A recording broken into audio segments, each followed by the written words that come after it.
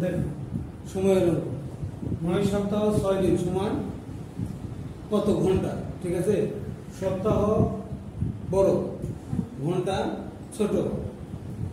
সপ্তাহের পরে কি দিন, দিনের পরে ঘন্টা, তাহলে সপ্তাহটা বড় একক, দিনটা ছোট একক। ঠিক আছে, ঘন্টাটা তার থেকেও ছোট একক নাকি? তো যত নিচে আসবে তত কি করব? গুণ করব। যত ছোট একক বড় একক থেকে ছোট এককে আসবে কি করব? গুণ করব। তাহলে প্রথমে আমরা 9 সপ্তাহটাকে দিন বানাই। কি করে? এক সপ্তাহ সমান সমান কত দিন? 7 দিন। ঠিক আছে, এক সপ্তাহ সমান সমান 7 দিন।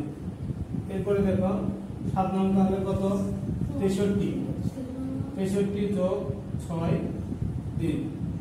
এরপরে তাহলে দেখো 6 3 9 6 করতেছে 69 কি দিন।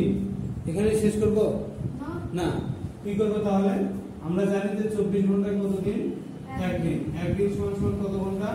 24 ঘন্টা। তাহলে এই যে যত দিন বের হলো, এই দিনটাকে ঘন্টায় রূপান্তর করতে হলে 24 দিয়ে কি করতে হবে? গুণ করতে হবে। ঠিক আছে, দেখো এই পাশে গুণটি করে নিব। 4 দিয়ে 9 গুণ 4 মান কত? 36। 36 এ 6 হাত লাগে 3।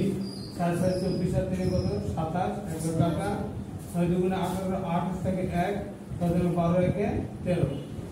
6 8 7 15, 5 7 থেকে 1 2 একে 3 3 3 6 1 করতে 1 1 6 5 6 এত কি ঘন্টা আসবে? বুঝতে পারছো? দিন সপ্তাহ দিন থেকে ঘন্টায় রূপান্তর।